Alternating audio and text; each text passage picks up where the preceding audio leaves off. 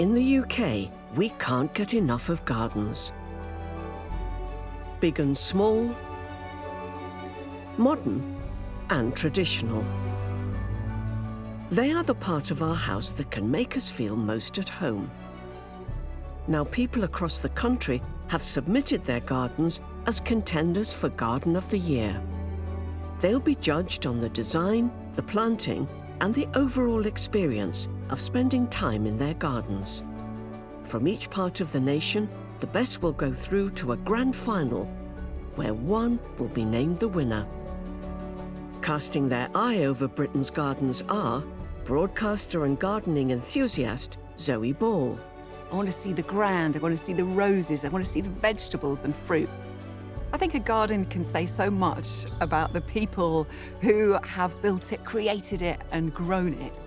Award-winning garden designer Manoj Malde. What I'm looking for in the gardens is clever design, but really what I want to see is real passion from the homeowner. And former Young Horticulturist of the Year, Lachlan Ray. The best gardens always evoke an emotion. I want to see each plant working for its space in the garden throughout the seasons. Only one will be crowned the UK's Garden of the Year. Oh, yeah. Look at this! We are in for such a treat, aren't we?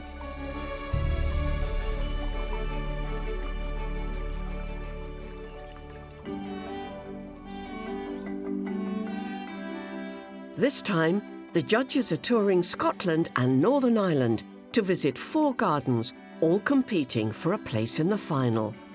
Quite something, isn't it? Unbelievable. It's not a common feature, you know, to have a moated island in one's garden. You know, Exactly. How has this actually been constructed? If you want a greenhouse, That's the greenhouse to have. We're in Scotland and Northern Ireland, renowned for fabulous landscapes, generally cooler and wetter than the rest of the UK, which provides a particular set of challenges for the gardeners here. With that diversity of different climates, you can experience quite a range of different plant types. However, for me, it's the Himalayan plants which really excel. Rhododendron, primula, magnolia, to name but a few. The judges' first stop is Invaresque near Edinburgh. Owner Lady Anne Fraser, an artist, and her husband Sir Charles Fraser have spent a lifetime creating their dream garden. Gardening is a genetic disease, and we both inherited it. We bought this place 65 years ago when we married, and there was no garden here at all, except a sycamore tree, which you'll see over my left shoulder, and an ancient apple tree. The first bit we started is the bit just directly behind us, which we call the courtyard garden. We did the pond one year and then the alpine wall, and we had a new project every year. This 1-acre plot has several distinct areas, including a small formal garden, a conservatory with a patio, and specially built stone seating nestled at the end of the garden. Water features are interspersed with an impressive array of plants and trees, along with numerous personal touches from its artist owner. We're always thinking of the next plan of the garden, of how we can develop things. And I mean, even today, when I walk around the garden, I think, oh, that's not very nice, I'd like to redo that. My favorite parts, our first choice would be the compost heap, because a man's compost heap is his castle. Our family and our grandchildren and our great-grandchildren are the most important thing in our lives, but in a way what binds us, Anne and I, together after 65 years is the garden. It's ours, it's something we deeply share and deeply love. Armed with only the basic facts about the garden and its creators, the judges must now assess the artist's garden. Wow. Oh, my This is incredible. look. Smart place we've come to today. I think. Yeah. Already so many little spots to see. So much detail. I love it. Sort of entrance to the garden, we're already in this beautiful feature. Completely surrounded by plants as well. So it's quite a traditional and formalised style, but, you know, there are unique touches like the mosaics. The planting, I think, just, you know, enhances the area quite nicely. I mean, these salvias are amazing. It's such a good thing to have for a summer display, you know, and these will go on until the frost starts. My eye just keeps on going onto that pebbled mosaic stonework. It's just delightful.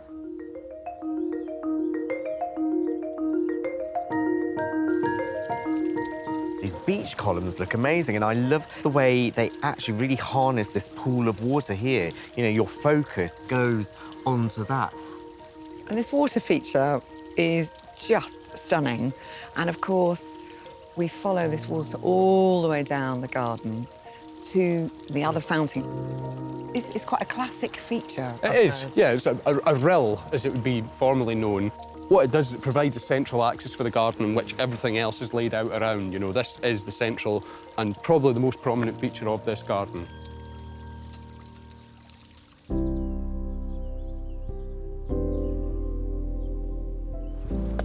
Now this is lovely. Look at how these hebes are used, almost like hawks, like but a bit looser in the shapes. clipping. Gorgeous. What's this beauty up there? It's so tall. That's an alpine sow thistle. Okay. I love the way it provides that real froth of flowers at the back of the border. Absolutely. It's gorgeous. And you can see the bees working it furiously. Yeah. Look at them, they're having a great time. And definitely a sort of a purple and blue theme Going on, And yeah. so many different shades of colour. They are just Gorgeous, isn't it? On the whole, I see this as being quite a well-composed border, you know, and there's nice patches of each thing, you know, it's well-proportioned. However, there's definitely some improvements to be made. That's certainly an opportunity for the gardener, though, I think. I would agree with you, Lachlan. That campanula there is quite a thug, and you can see that it's actually climbing all over the climber. So eventually, it will drown that out.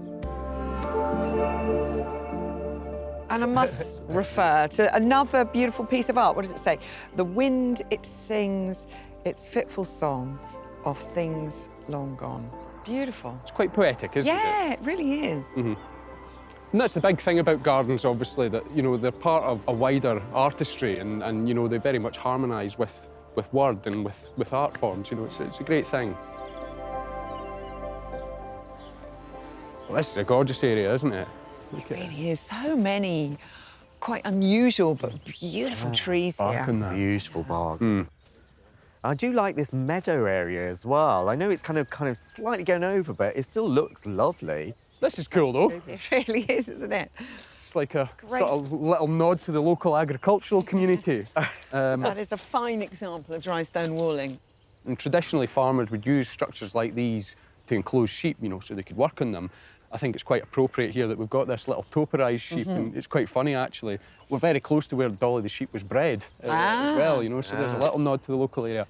I really like the way they've used just the natural materials. They look as if they've come from the land. And as a designer, I'm always saying use local materials. So I really do like the way they've done that. You know, the stone here, the Scottish pebbles. What I really like about this, though, is the transition that we've come from this formalised, quite designed area into what is a lot more naturalistic and loose in its layout. And I think for me, I'm really noticing the fact that the gardener is clearly a tree lover. You know, we've got some absolutely wonderful things here and some botanical curios as well.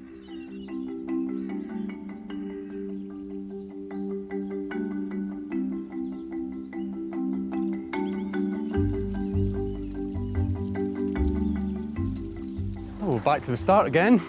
Yeah. Lovely. Nice little seating. Lovely place, place isn't to it? perch. Those agapanthus just keep on pulling my eye over there. That colour. Striking, isn't it? Gorgeous. There's a lot of blue in this garden. There All is. these different blues and purples Yeah. throughout every little corner, and I love them. They're so vibrant. Often you go into gardens and the patio's quite blank, there's no planting on it. But here, it goes right up to the house. I love that, because planting should come right up to the house. You know, the minute you open that door, you should be in the garden. It's a perfect example of a conservatory, isn't it? In the fact that when you sit in it, or in the colder months, you are still sat right in the garden. You're surrounded by it. For me, just looking around, I think it's brilliant the way that they've got every single wall in this garden has something growing on it. You know, we've got the beautiful ivies, we've got the roses, a peach over here. That you know, peach. They're amazing. Is laden. I didn't even realise you could grow so, you know, they look like they're really juicy. They're really good. And I think the owner may be counting them. Yeah. So we'll know if any have gone we missing. better keep our fingers off. The judges will now mark the artist's garden out of 10. Lackland's score will be held back until they've seen all 4 gardens, when their combined scores will be revealed. So there's a number of features that this garden really has going for itself. For me, it's the trees and shrubs that steal the show and a real asset to the place. I think they've not only been chosen appropriately to the area that we're in, but also for the seasonal interest that they're giving this garden throughout the year. I think this is a fine example of a Scottish garden. This garden really appeals to the romantic in me. From the moment you enter in, you've got that lovely traditional cottage feel, the water feature, the arches, the rich blue, purple borders. I'm seeing plants that I've never seen before. And as well as the planting, you get a little insight into who our gardeners are here, from the poetry and the artwork, those special little touches. Clearly, a lot of love and patience has gone into creating this beautiful space. I give this garden a 9.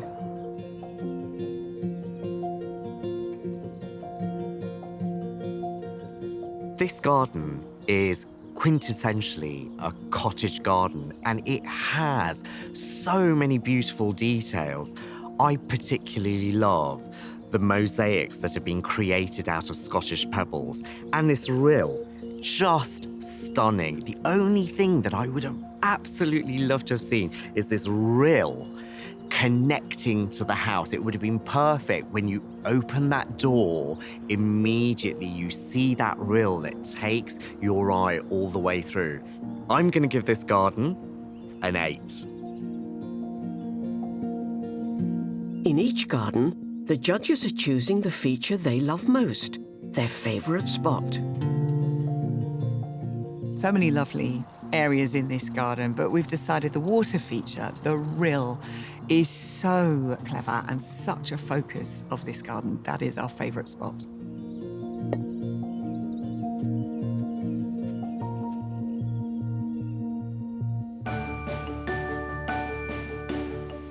Broadcaster and garden enthusiast Zoe Ball, garden designer Manoj Malde, and former Young Horticulturist of the Year Lackland Ray are touring the UK to find its Garden of the Year. This time, they're in Scotland and Northern Ireland. And are in Fife, on Scotland's east coast, visiting a garden that slopes down to the Silvery Tay. Counselling supervisor Angela and her husband Peter have spent decades transforming their challenging site.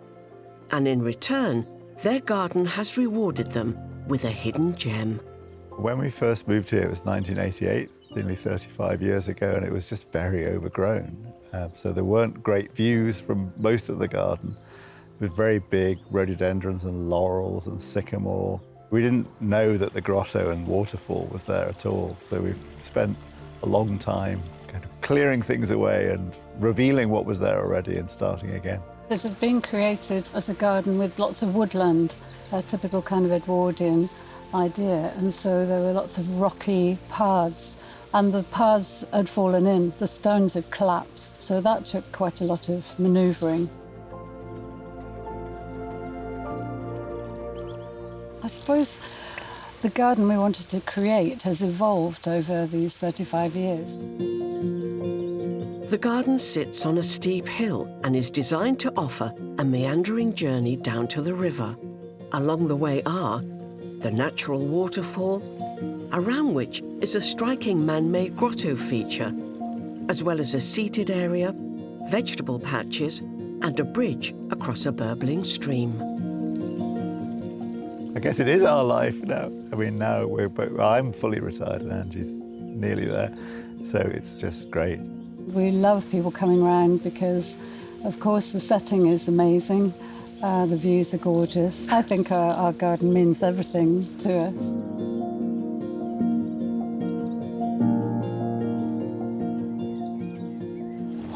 Wow. View. That view. This is amazing. Quite something, isn't it? Unbelievable. As far as the eye can see. The River Tay estuary looking magnificent. Wow. What a setting for a garden, though. Unbelievable. Incredible. And obviously, let's turn our attention to the gardens as well. I can hear How water. fabulous. That's not the Tay that you can hear there. Should we go and investigate? Yeah, absolutely. Where is the water source?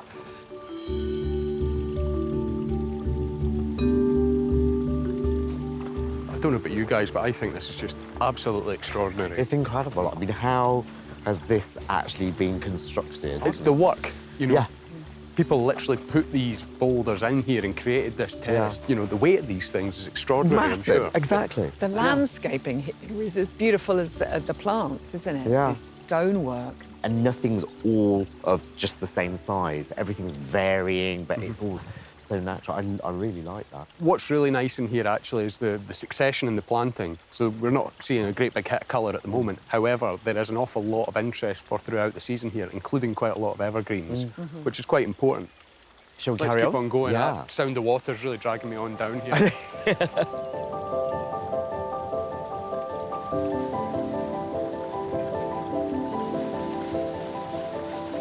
Oh, Oh my goodness, I was not expecting something as that is magic as that. spectacular, isn't it? It really is. Wow.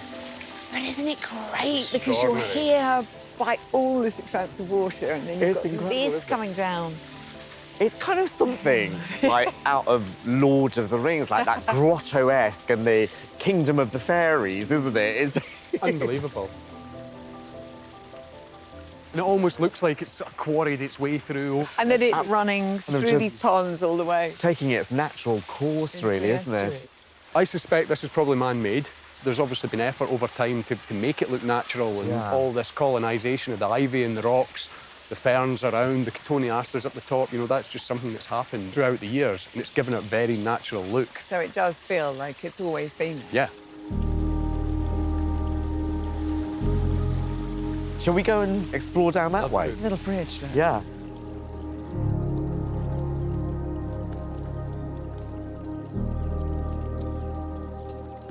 This is absolutely gorgeous, isn't it? Just, I love this little island that they've created here. Everything's really thriving Yeah. here as well. For me, the planting all over here is just perfect for this situation. And we haven't actually touched upon this beauty here, That's amazing, isn't it? which I believe is a weeping beach. You're absolutely right, Zoe. Look at the way in which they've trained it around this arch as well. It's like a little door going through onto the seating area.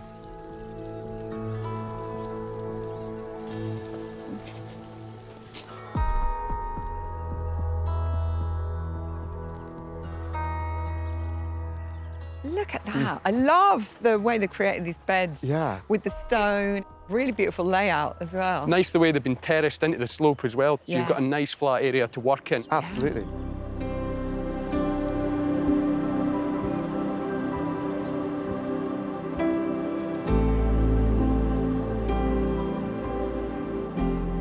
Well, it's inevitable. If it was going to rain, it would be in Scotland, wouldn't it? Yeah. This garden has given us so many unexpected delights. Water featuring very heavily in this garden and done so brilliantly. The quality of the engineering and the structural work that's happened out here is excellent. And it's all been done to a very good standard as well, which is really something to admire. Absolutely, I completely agree. One of the things that has actually been catching my eye as we've been going around is this absolute majestic conifer here, Pinus nigra, gorgeous.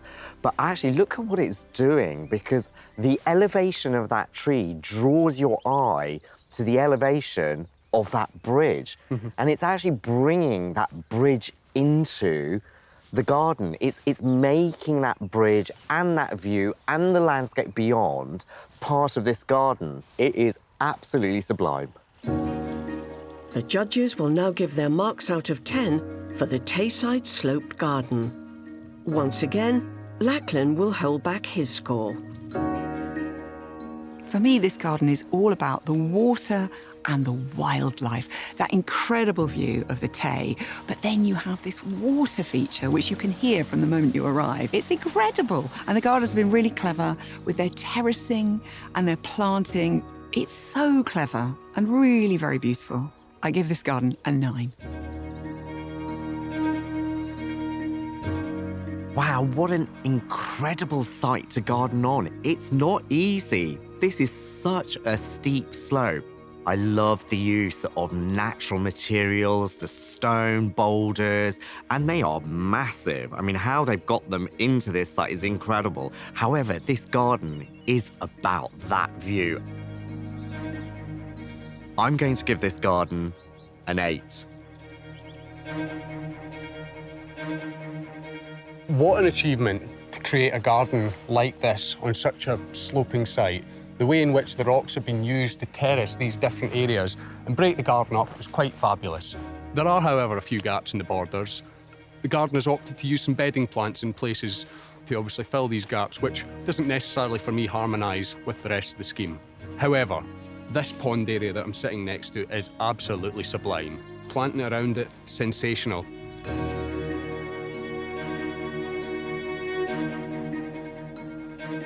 Well, we're not far from our favourite spot. It's the pond. To sit there, listen to the sound of water, and the views are absolutely stunning. The planting is exquisite. That has to be our favourite spot.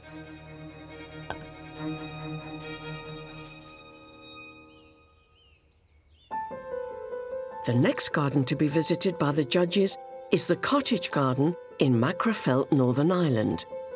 It was designed and is gardened by 28-year-old graphic designer Philip. He has built his garden on the site of a field where he used to play as a child, creating a relaxing escape for himself and his family. My vision for the garden was to keep it matching in with the agriculture landscape around it. We've deep family connections to this area. My cousin and my uncle farm it. So at different parts of the day, wherever I'm standing from different angles, it all synchronises together. I like to use loose planting, the grasses and the perennials, which can tolerate the wind. There's lots of well-being from the garden. I spend 40 hours a week working on it, and people would say, do you ever get time to chill out on it? I don't really, but from that, I get therapy from that. I enjoy being out here. My parents were privileged enough in 2014 to buy this area, which was a small field in front of the house. The garden before I started was just all earth. Gradually from there, I've been working on this. More so from 2020, being able to have more time at home has given me more time within the last 3 years to heavily work on this garden. The garden makes use of natural materials to create a space that speaks to its surroundings. It has been split into levels and has notable features including a nature pond, live beehives, and choice planting to generate a naturalistic feel. From the outset, Philip had clear intentions for his garden. I'm quite passionate about circles, so from the start it was just obvious that the pond would be circular in shape. And then once we terraced the levels, I wanted to add in the circle lawns then in the middle, just to sort of play on that theme, which then later picks up on the log wall, the pig troughs, and some of the flowers as well are spherical in shape. That all links together. I buzz off that adrenaline rush trying to keep it all looking colourful at every time of the year. I usually leave my phone in the house, and I just enjoy being in this space. It's just me and the plants, and I think that's what it's about. Even if I won the lottery tomorrow, I would still be here in this garden. I love being part of this space, and as I grow and I get older, the garden will change with me. Judges Zoe Ball, Manoj Malde and Lachlan Ray are touring the UK on the hunt for its Garden of the Year. Today, they're exploring a cottage garden in Macrafelt, Northern Ireland. Oh my! What a great entrance. That is an amazing entrance. That's a good drive. Isn't that gorgeous? It's gorgeous.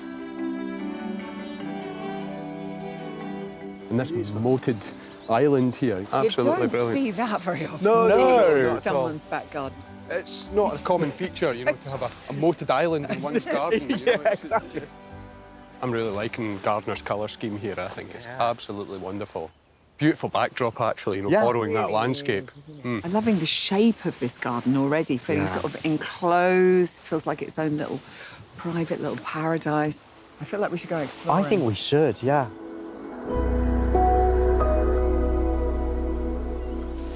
I'm loving that silver birch. It's gorgeous, isn't it? Love the pop of white and then all the hostas that are planted underneath. And then this gorgeous angel wings. Beautiful.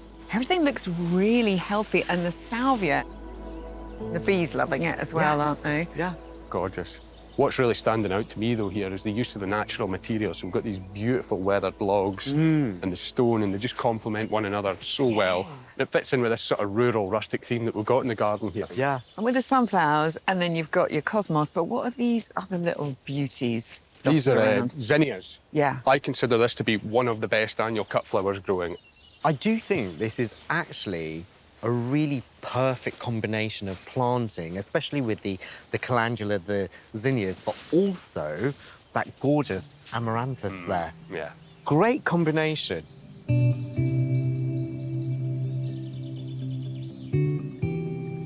This is an absolutely beautiful area, isn't it? There's a real light touch to it, you know, the natural rocks and all of that, but it feels that it's always been here and it's just evolved. And you can see the gardener is not being too heavy-handed on it. Everything's evolving naturally. For me, I think this island feature here is so prominent in the garden. I'd like to see just a little bit more development on the planting, perhaps, you know, a little bit more species diversity, because it is such a wonderful, prominent central piece, you know, just to try and celebrate that a little bit more. And there's clover down Yes. here, which is clambering over the rocks. Perfect.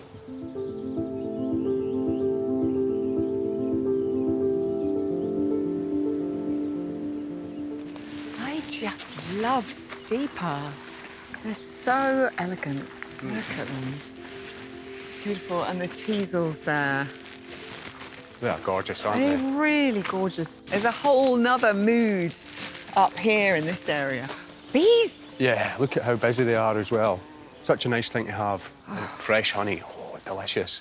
What's really attracting my eye is this border here, you know, look at the intensity of the colour on this, you know, real hot, warm colours here.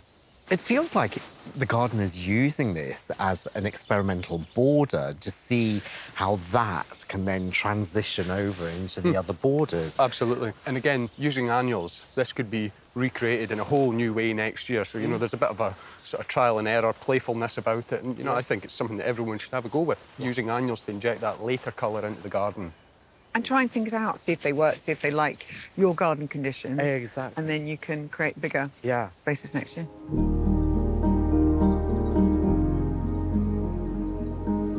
And also, I love these lilies, but I've not seen them before. This shape, it's quite sort of architectural. Absolutely. You know, gorgeous thing. Such an intense yellow, really pops out. Even when, you know, there's a bit of overcast sky here, that really shines out. Yeah, I love the way the petals curl over and then you see that spotting underneath inside. It's just gorgeous. They're like little candelabras, aren't they? I'm really loving all this sort of agricultural salvage that is dotted around and incorporated into walls around the garden, hidden away.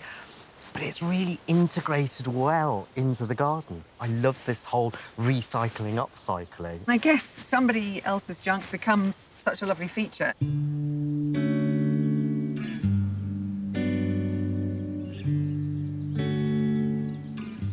What an absolute treat this garden's been. Really, absolutely glorious. What's really shone through is actually the use of colour. I like the way in which the gardeners arranged in groups of colours together. I think the borders are beautifully themed.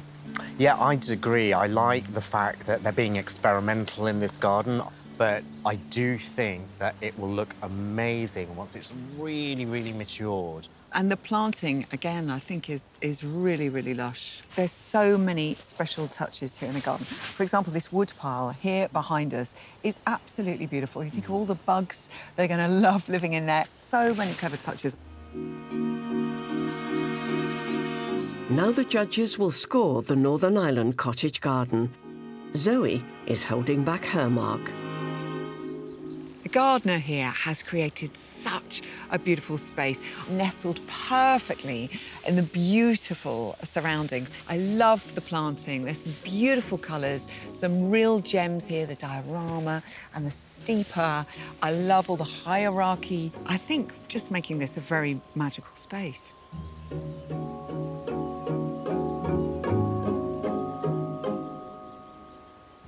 There's absolutely no doubt in my mind that this is a quality garden.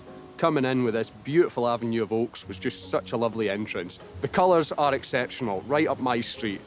Beautiful tones, and I love the way in which annuals have been used to try and complement the perennials as they fill out over the years. I think this is a wonderful garden. I'm going to give this garden an 8.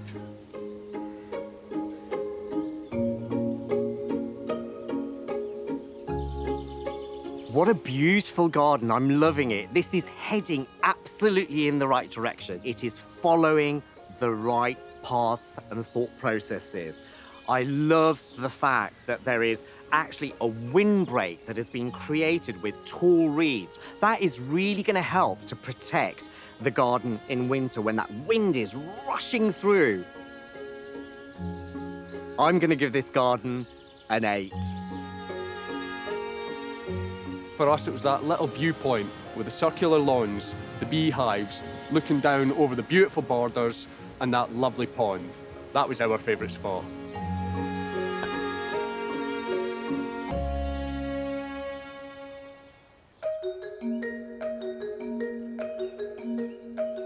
The final garden for the judges' consideration is a Victorian Secret Garden, a 1.5-acre walled oasis with a view of the Firth of Forth in rural Fife.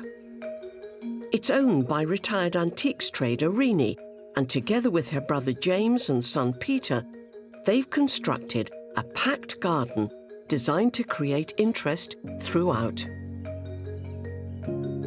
It's just like a painting. You're looking for colour and composition and structure. You know if something's right because you get a sort of a good feeling.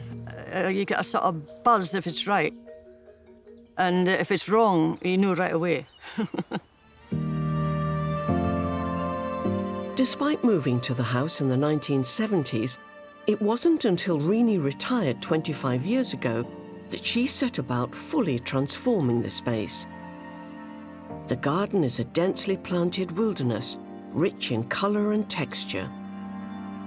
It's laden with hidden treasures and unique features, including a listed, partially preserved Mackenzie and Moncourt greenhouse, thought to date from the 19th century. To begin with, we just planted some vegetables and big things round the edge like roses and clematis.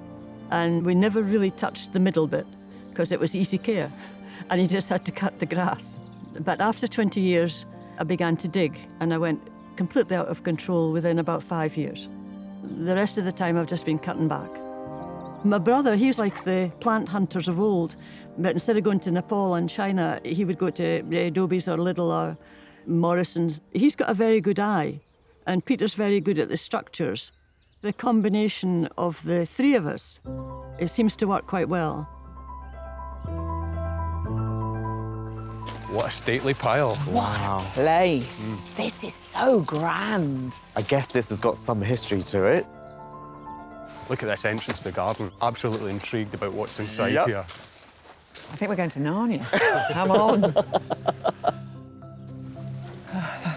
Oh, gosh. It's a tangle mass. I love the way it kind of just creates this dome. Incredible. We're going this way. Just What are we going to find? Oh, look at that greenhouse. It's steeped in history, isn't It it? You can is. tell some tales. Yes. If you want a greenhouse, That's the greenhouse to have. It's just Extraordinary. beautiful.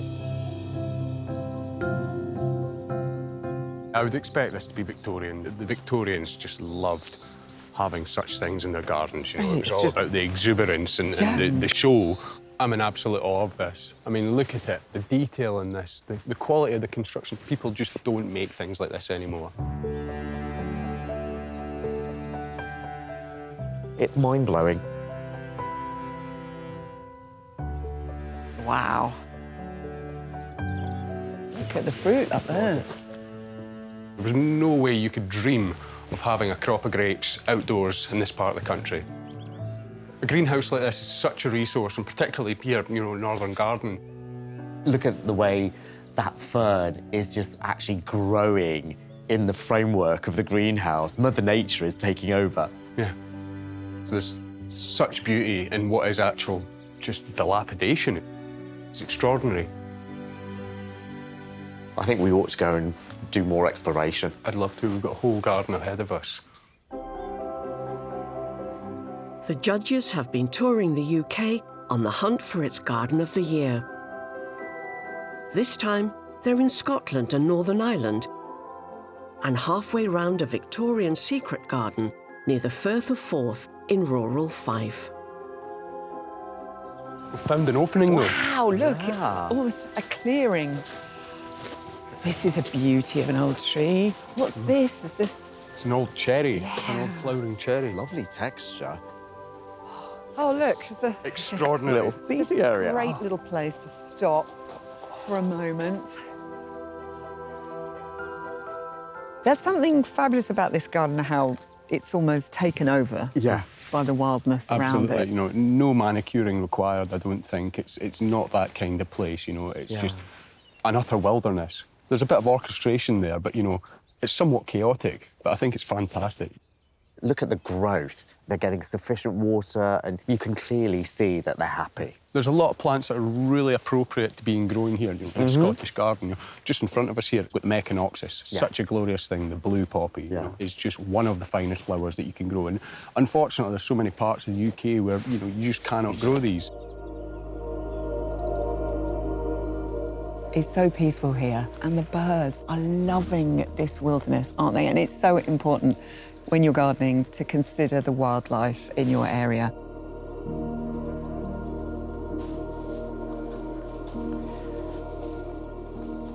Gosh, there's more and more, isn't there?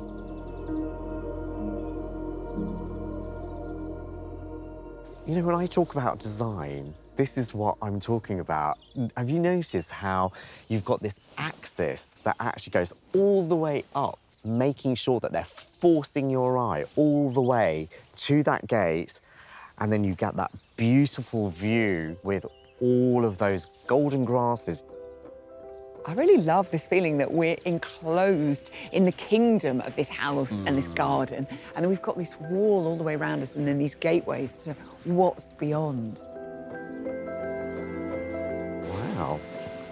This is quite a shift from where we've been. This place is full of quirks everywhere. Yeah. And you've got these wonderful buildings dotted around. I mean, even here, we've got this quirky little building housing statuary and seating. It's incredible. It's good to see that the gardener is taking the time to actually enjoy their space. Yeah. I'm looking at all these trees here, though, and, you know, I can't help but think it would almost be nice to be able to capture that view out onto the Firth of Forth. I think you're absolutely right on that. I mean, the sea is a stunning view. Yeah.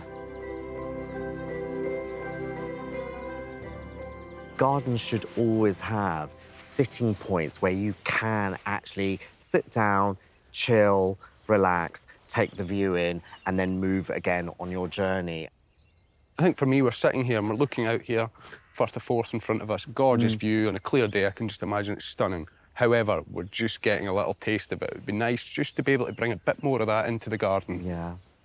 See, even though we're on the edge of this garden, because there's no fence or border, you just feel like it's all kind of owned by the house. And that field, I just want to run through the field. Now, the judges will score the Victorian Secret Garden, This time, Manoj will hold back his score. This garden is such an enchanting place. I absolutely adore it. What I truly love about this garden is the lightness of touch. Mother Nature is creating this garden, and the gardener is just slowly helping it along. If I had to pick anything to comment on, is that I would like some dedicated seating areas. But other than that, it's an absolute wonderland. This garden is such a terrific example of a proper Scottish country house garden. I love the way in which plants are just engulfing some of the features and the paths. It adds such a sense of drama and mystery. And there is some wear and tear to some of the features and furnishings around. However, that just heightens the charm of the visit. I've had a wonderful time here. I'm going to give this garden a 9. I've really enjoyed being in the wildness of this garden that surrounds this grand house, and a glimpse into the lives that have been lived in this space. It is a true cacophony of colour. There is a surprise at every single turn. And if the busyness of the wildness becomes a bit too much for you, you just go right to the edges of this garden and you have that view over the fields and down to the Forth. It is the secret garden next level. I give this garden a 9. This is such an interesting garden with quite a diversity of different little areas and features around. However, it was the greenhouse that really captured our attention. Such a beautiful building and something that you don't really see in modern gardens. For us, the detailing was exceptional. The finials, the slate benches, that was our favourite spot.